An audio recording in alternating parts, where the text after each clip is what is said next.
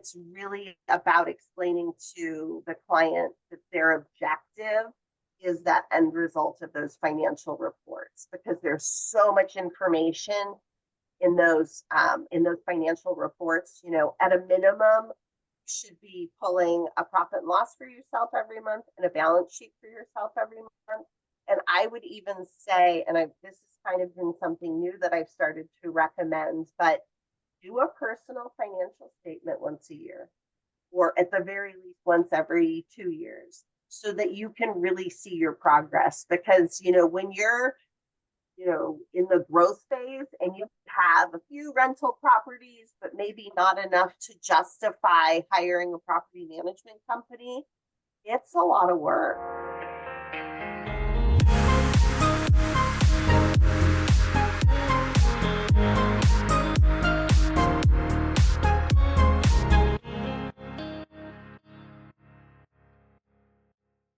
Welcome to another episode of the Real Estate Law Podcast. Jason Muth here with Pride Away Stays. Got the t-shirt on. I'm actually in Provincetown where we operate. Rory is in Newburyport today. Rory, our attorney and our real estate broker.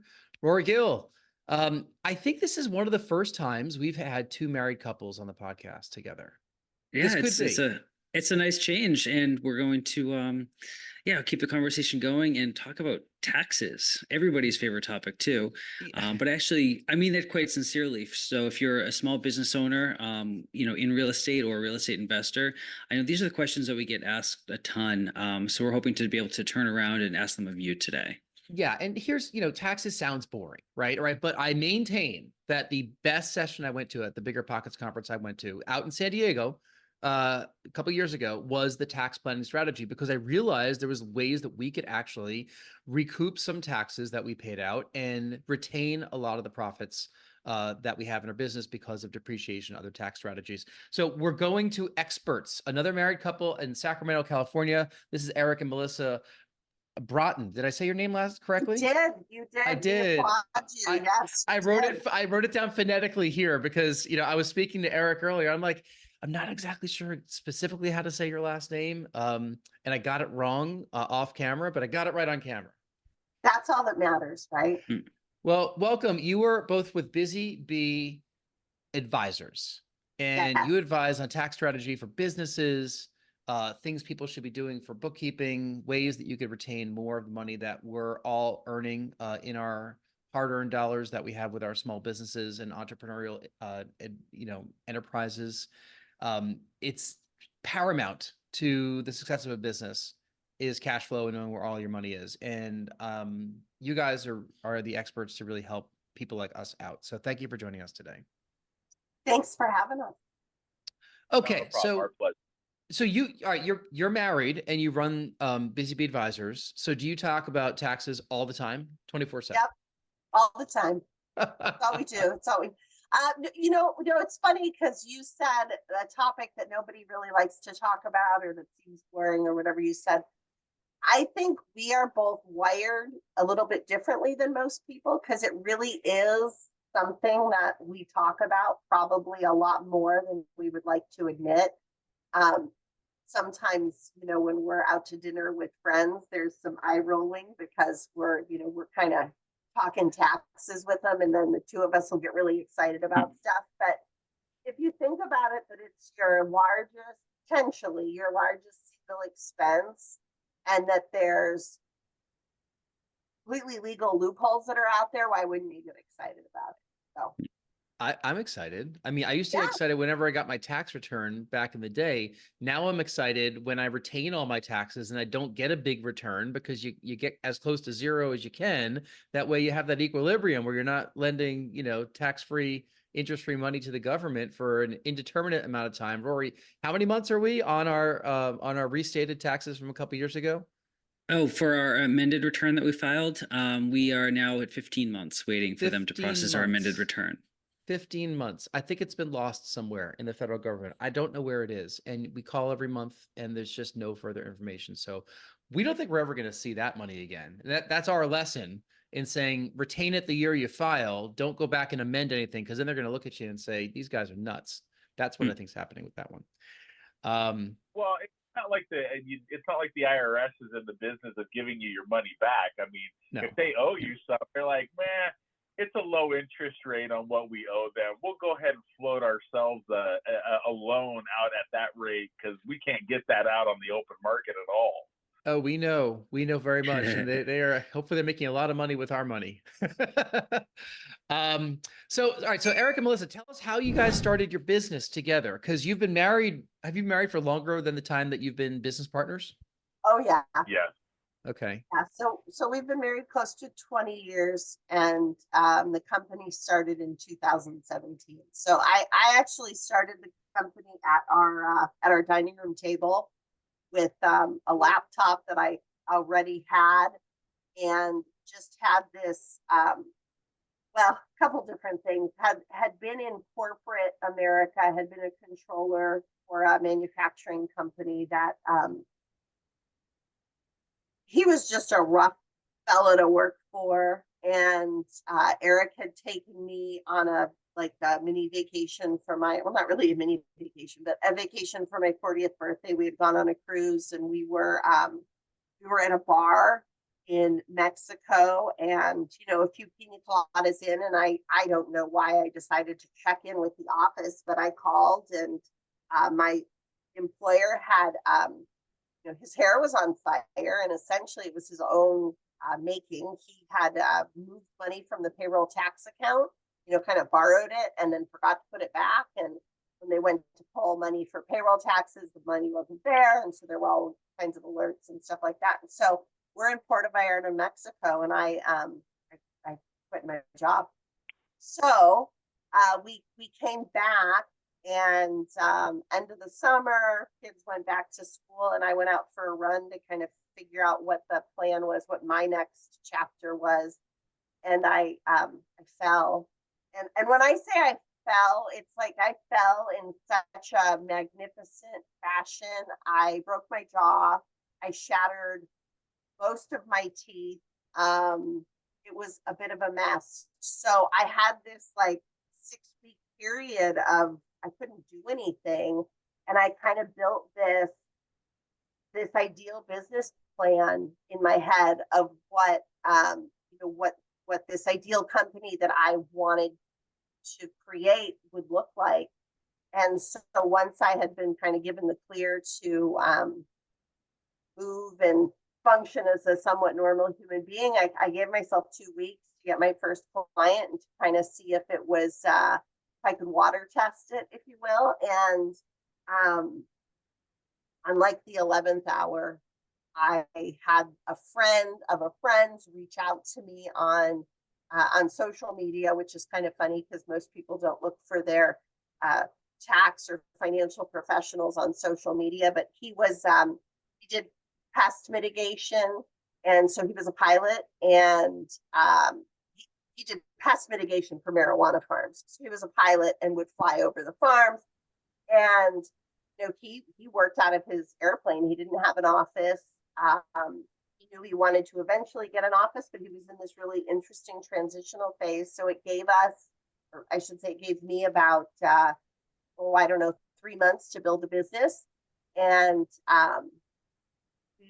I hit the ground running. Within a month, I had my first employee. I kept growing from there. And then was it 2018, Eric? Or 2019? 2019. Good answer. So New Year's Eve 2018, Eric was a nurse at the time. And this is right before the pandemic. This is right before, anything had happened. He's in the front line of what's about to hit us that, of course, we didn't know about. And as a nurse, he was either working always every holiday or the day after every holiday. So we really couldn't ever do anything. And there were some friends that I really wanted to go out with for New Year's Eve. And so I pitched my husband. I said, you should quit your job. You should come and work with me. And this is this wonderful plan of freedom that we're going to have for our lives. And I thought he was going to say no. And he said, okay. And so we just kind of took the leap, and it's been really amazing what we've been able to create together. So So the headline there is go on a cruise, Yeah, have life-changing experiences both on the cruise and after you get back. absolutely. And I think it really fits my personality to sometimes you have to just take the leap and you have to bet on yourself. Yeah. Because I have more confidence in what we are able to create than any employer I've ever worked. Tell us a bit about your clients that you're working with, though. Like, what are some of the reasons why they want to work specifically with both of you? Eric, you want to take this one? Sure. They see our level of expertise that we bring from both sides. Just like any other field of practice, accounting is not necessarily just about taxes. It's not just about bookkeeping. It's not just about generating financial reports. It's all of them. The medical field is very diverse. The accounting field also has some diversity in it, and that really stems from Melissa's background knowledge in how to maintain corporate books, how to maintain corporate records, and how to put those numbers together so that it makes sense to CFOs, to banks, to other financial individuals that can see how healthy a company is, via their profit and loss statement, but also by their balance sheet, which is very much overlooked by the general bookkeeping community. And with my skill set, it comes from, I'm specifically, a tax strategist. I may not necessarily be able to pull bank statements and give you a reconciliation of your monthly, for your monthly financials, but I can definitely kick the snot out of a tax strategy development plan for, a client that has a half a dozen rentals in 3 states and has a couple of entities that they're working with in their own, investment, self-directed 401k. So my skill set is specifically in the realm of tax, and Melissa's got an overlapping between tax and bookkeeping and general accounting principles that really makes us a solid team when we look at a project from a overall bookkeeping and a tax related solutions. Mm-hmm. I want to actually build off of what you're talking about there with the balance, the importance of the balance sheet and keeping the books done correctly. And I want to build on that with a little bit of a confession. When we first got our first short-term rental property, we kept good records and that we had a spreadsheet. We knew what things cost. When tax time came, we were able to do depreciation and all of that, but we didn't really treat it like a business when we started. It was in our personal name, money sloshed through personal bank accounts, and again, perfectly legal, tracked for tax purposes, but we didn't really treat it as a business. And it wasn't until a few years later that we actually sat down to retroactively do proper bookkeeping when we actually saw our first balance sheet for what the properties actually were doing. We could see what the properties were making in the profit and loss, and we could actually see, what our investment looks like now. And that was a bit of a revelation, and that was something that we were completely blind to for the first couple of years that we were running the short-term rentals. I think that's true for a lot of, I'll just say, real estate professionals in the broad term, whether they're in the business of buying and selling homes, or if they're property owners of multiple properties. One of the things that we've found that's incredibly consistent with this particular, I would say, group of clients is that they don't necessarily always start out treating their business like a business. So you have the investor that, maybe I don't know. It's funny. We'll talk to people and it's like, did you just wake up yesterday and decide, I'm going to start flipping houses? Or, if you had another business, if you, let's say, purchased a franchise or you started any other type of a business, it seems more common that people have even a simple business plan put together. But with realtors and investors, there doesn't seem to be a plan. So for us, that creates huge opportunity to provide guidance, and we found that the group as a whole is incredibly open to the guidance that we're willing Mhm. to provide. So Let me jump in from the perspective of somebody that just started, a business enterprise a couple of years ago. Rory said that we did our first short-term rental was in 2016, and you heard how we kind of intermingled the funds a little bit, tracked it all perfectly fine, but weren't as proper as we are today with different accounts for everything, business credit cards, a bookkeeper, understanding depreciation, doing cost segregation studies. I get excited about this stuff because I like knowing the numbers. Like, it's important to know your numbers. If you are starting a business and listening to this podcast, if you are a small real estate investor, it's important to know not just the numbers of a deal you're getting into, but know your personal numbers, know your personal financial statement, know your net worth, know the health of your business, know the cash flow of your business, those kind of things. I'm starting to we just onboarded a bookkeeper last year, at the end of the year. Rory set everything up in QuickBooks for us beforehand. It led to lots of arguments.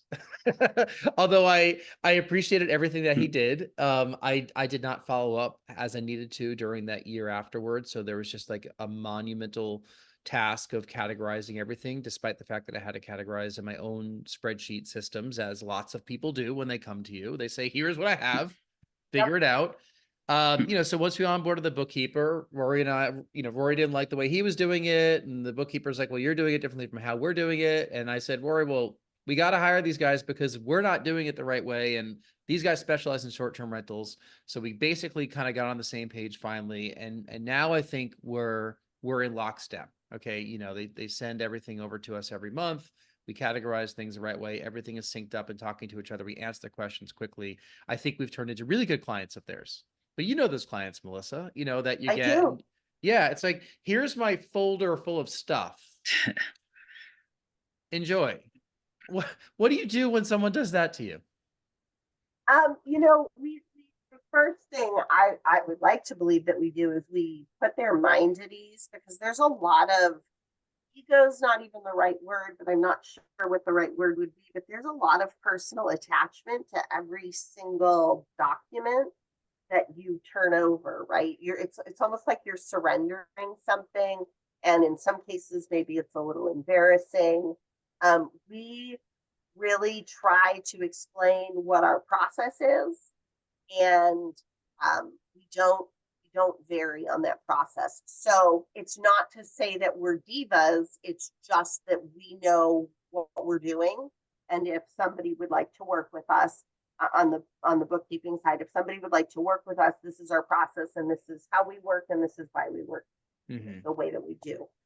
And we've found that eliminates a lot of the issues, because every single client thinks that their financial situation is completely unique and completely, special. And it's like they're all these little snowflakes, I guess you could say. And it is special to you and it is unique to you. But at the end of the day, money flows the way money flows. Mm-hmm. And it's really about explaining to the client that their objective is that end result of those financial reports, because there's so much information in those financial reports. At a minimum, you should be pulling a profit and loss for yourself every month and a balance sheet for yourself every month. And I would even say, and this has kind of been something new that I've started to recommend, but do a personal financial statement once a year, or at the very least once every 2 years, so that you can really see your progress. Because, when you're, in the growth phase and you have a few rental properties, but maybe not enough to justify hiring a property management company, it's a lot of work. Mm-hmm. And I'm sure there's days where you kind of go, is this worth it? And yeah, so it's a lot now also. We have 5 rental properties. We just sold one, so that was our 6th one. And we have our personal, and then we just launched this business, Pride Away Stays, this co-hosting business in Provincetown. And, with the clients that we have there, that's a whole separate engagement I have with the bookkeeper. And, it's been extremely busy the past couple weeks specifically. And I feel like I'm drowning in receipts. that I haven't categorized that are just a stack of things that I'm not sure if I've paid them or not. I know Eric is there laughing. I could see you because, this is probably not a uncommon feeling for business owners, is it? It's not. No, definitely not. One of those things is Melissa. At one time, Melissa's advertising strategy for Busy Bee advisors was, give me your shoebox of receipts and I will help you, organize and get those, situated. So anytime I hear that reference, I go, love, that was not that was actually a fantastic marketing strategy of yours, because people do collect that shoebox of receipts, and they sometimes look at it with loathing. They say, there's this stack and it's on my desk, and I know that there's at least 6 months worth of receipts in there that belong to either my business or my rental, or I maybe there's some tax deductible stuff in there. I don't know what to do with it. And Melissa came up with the idea of, well, just hand it over to me. Let me sort through it. I'll tell you what's what, and you can go from there. So it always makes me chuckle when I hear people talk about, I've got a whole stack of receipts, and I go, well, that's something that we're used to. I think usually I'm pretty good with that, but Rory can look to his right, and in the far corner of the table, you can see the stack that we're referring to. Yeah, and it's amazing how quickly that time passes by too. And I referenced back with our bookkeeping project, it had time, got everything perfect down to the penny retroactively for a number of years. And then the receipts just start piling up. You skip the processing for a week, and it's amazing how much that stuff can back up on you. Even if you create QuickBook rules and have some sense of automation, just everything kind of creeps up. Yep. So I just to plug something exciting for us. So I just finished my second book, which is the 4-Hour Bookkeeper. And probably by the time this podcast is out, it will be available on Amazon. So search for it. But one of the things that I talk about in there, and that we've realized in our journey in working with clients, is that I don't want to say most, a lot of clients don't need a bookkeeper. But what a lot of clients do need is that, it's kind of like if you're trying to lose weight and you hire a trainer, the trainer's probably taking you through stuff that you already knew you should do, but it's that accountability partner. If you're in a position where you're in it, that I talk about is the importance of setting that an hour appointment with yourself every week. And it's dedicated to your books, and kind of gives, you're the best. It kind of gives, there's the book. It gives you a step-by-step on what to do, but set that timer for an hour. And when the timer goes off, walk away. And what I've seen in the clients that I've worked through the system is that they had so much aversion to that stack of receipts, because you look at it, you're like, crap, it's not really swearing, but what am I going to do? It's going to take up my whole day. There's literally anything I would rather do than that. And so, that 1 hour appointment is a huge game changer. Eric, you got to hold that up again. We're on a speaker view, so I want everyone to be able to see it. You got to say something too. Talk about that book and how you supported the authoring. Available on Amazon here at the time this podcast comes out. Please download it, leave a review of it. Most appreciated. And if you have questions or commentary in regards to it, Melissa is always open to positive interactive feedback with our client base and with listeners of podcasts that we've been on. Positive interactive feedback. I love a way of positioning that. I like how we phrased that. I know. You never know what you're going to get on the internet these days, right? That's true. No, people are so likely to be negative about something, and when they're positive, they just think it in the back of their head and they move on. But when they're negative, not only do they verbalize it, but they verbalize it to the rest of the world in such a fashion that it's like, ooh, that was a little too aggressive, maybe.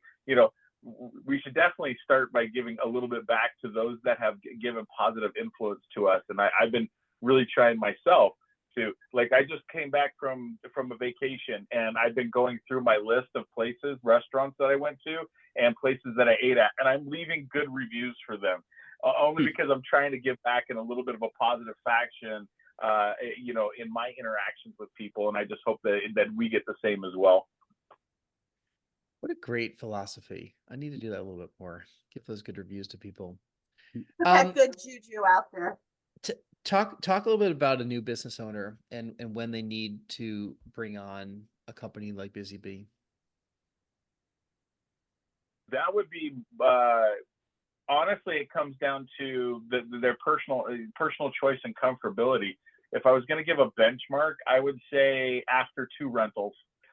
In that world, once you're past the 2 rental mark, you can really start getting confused as to, wait, did the plumber go to this house or to this house, right? Okay, hold on, and then this here, and you can start to get confusion there, and you don't, because you don't want to mismatch your expenditures with your income, because then you put yourself in a risk position down the road, and you don't want risk position. You want to make sure that first and foremost, all of your receipts are accurately recorded to whatever property they're located to. You got that locked in. It really makes an auditor's job somewhat tedious and boring to find any errors if your receipts are 100% locked in for expenditures. Mm-hmm. So I'll add to that. I think, definitely once the second rental property is purchased, I think that's when that they need to really have a financial professional, whether it's awesome team at Busy Bee Advisors or whoever their financial professional is. But that tax person, if they're working with a bookkeeper, that bookkeeper needs to be on the same page as the business owner. So, and I'm referring to somebody who owns multiple rental properties as a business owner, but your tax professional needs to understand that you're in massive growth mode if that's where you're at, or maybe you're maintaining and they need to be able to support you in that capacity, because the communication goes both ways. We only, of course, have the information that our clients tell us. If our clients leave things off, then there's nothing we can do with that. But I think something you said earlier is really important, and that's maintaining separate financial accounts for each of the properties. And I really think that's where real estate property owners vary from traditional small business owners, and they kind of start out and there's not really an intention with the accounts, and you've got things running through personal accounts and stuff like that. And that just, it makes it so easy if you were audited for the IRS to just disallow things. Mm-hmm. And why put yourself in that position? So separate accounts is the minimum thing that we recommend when a client is just starting out. Yeah. We have some properties and also LLCs. Property types. Oh, sorry. We have some properties and LLCs and some in our personal name, and for a variety of reasons, but we still have separate accounts for everything. Some are business accounts, some are personal accounts. We just try to treat them all like individual ones. And it makes it easier for you, right, to do it that way. Yeah, it does. I mean, ideal world, I'd have a different credit card for each one too. But we're not just there yet. But we try to, maybe next year. Baby steps. Like I try to categorize things the right ways, but those get intermingled a little bit as well. I will say now this year we have business credit cards and personal credit cards, and that I've seen us. And if you're listening to this and you're not doing that, I would strongly advise it somehow. If you do have LLCs that you can take, get credit in the LLC's name, it's going to help your personal credit. You're going to take all these expenses off of your personal credit. What's that? Secured credit cards. It's a wonderful, wonderful pathway to establish business credit is to do a secured credit card. Open it up. You're the co-signer of it. Okay, that's fine, but it's primarily in the EIN number of the business, and you put a little money into it, and it secures that credit card for up to $500,000, $1,500, and just start building it from there. It's a fantastic way to go about building individual business-related credit. Kind of a side note. But secured credit cards is a fantastic route to go for businesses to start up on that. Just, one other thing with having separate accounts that I really appreciate and has nothing to do with preparation for taxes is just the cash management of it. When an account starts to get depleted, it's kind of giving you that feedback that something isn't going right here with the business. And if an account starts to grow, you have the feedback there. Whereas if you have everything kind of lumped into one account, what is doing well might be compensating for something that's not doing well. And unless you're looking at reports tightly, you might just think everything's fine. But this really helps you feel what properties and what businesses are doing well and what are not. Absolutely. Oh, I feel it. I know Yep. exactly which ones I'm putting money into and which ones I'm taking money out of. That's easy. Why don't we wrap up with our final couple questions we ask all of our guests? You guys can tag team on these questions. They're really easy ways for us to get to know you a little bit better and to wrap up the interview. And then we'll make sure that we hear how people can get a hold of you. We'll link everything up in the show notes for this episode. First question we have: if you collectively could get on stage for a half hour and talk about any subject in the world with zero preparation, what would that be? Oh, tax strategies, without a question. Tax, yeah, I know. And hopefully you have a captive audience of people that don't think it's boring. But when you We wake them make up it and say, pretty, yeah, when you say you can save a lot of money, I think people's ears perk up. Oh, yeah. We're pretty entertaining too, I would like to say. But tax strategies, I think specifically we would probably talk about the 14-day rental rule and the 750-hour rule. So, Is the f- Go those ahead, sorts Will. of things require, a bit of proactive advice and guidance to your clients. It's not something you can really recreate, after the year has passed and you're preparing taxes. How much of your work is actually giving proactive advice to your clients to make sure that they're making the right choices while they still can?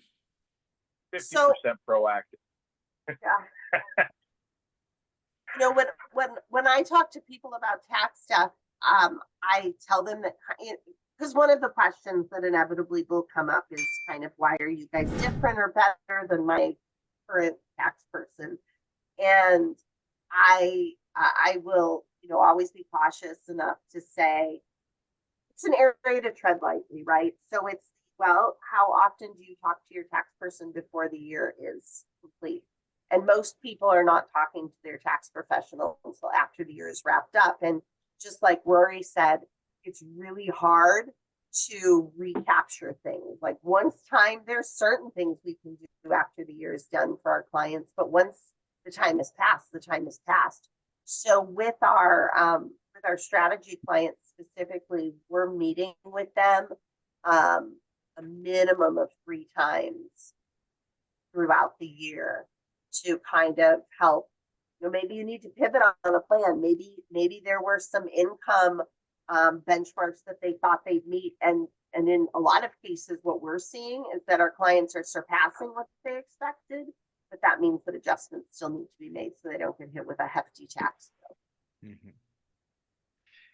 The next question we have in our final 3: tell us something that happened early in your lives or careers that impacts the way you're working today. Eric, I'll let you answer this. My grandfather said to me when I was very young that I need to work and live, not live to work. And that was something that kind of stuck with me, from the beginning. I don't live my life working. I work so that I can live my life. I exchange some of my time and give it to other people so that I have resources to spend it with those that I want to nurture and take care of and love and adore, my wife and my boys and stuff. That's who I want to spend my time with. So I'm very appreciative of my grandfather instilling that thought process into me at a very, very young age while shoveling asphalt in 104-degree weather in Northern California. Oh, yeah.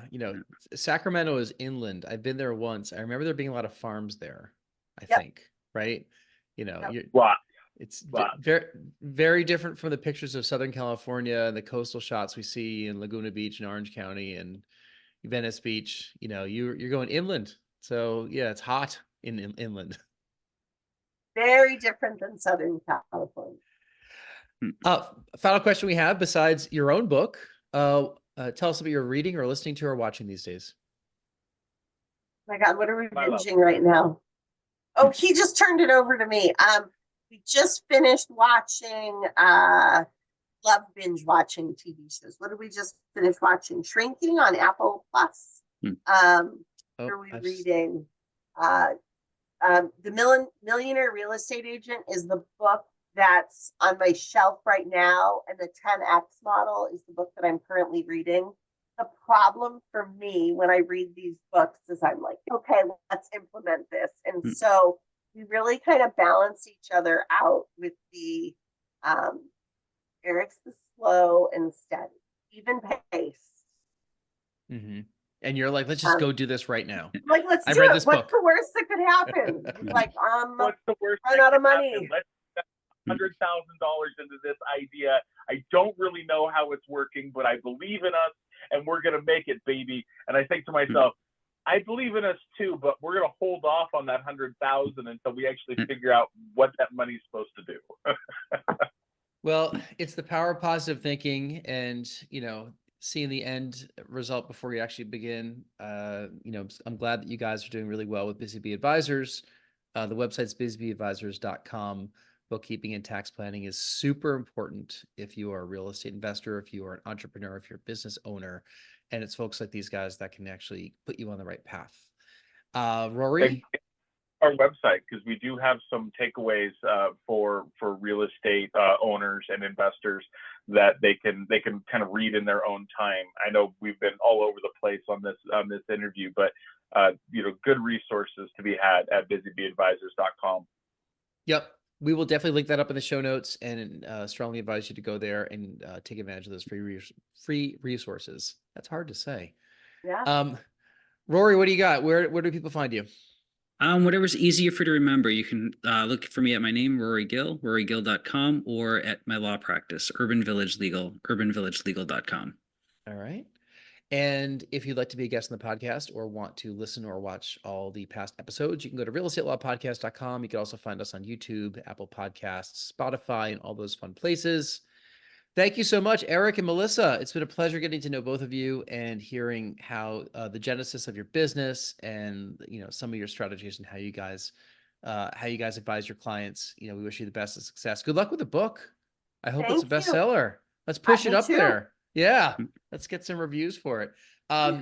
We love reviews too. So if you've enjoyed this episode, we love 5-star reviews, and we read all your comments and questions. So please go right ahead. On behalf of everybody else, Melissa and Eric and Rory, myself, Jason Muth, it is nice seeing you. Thanks for listening.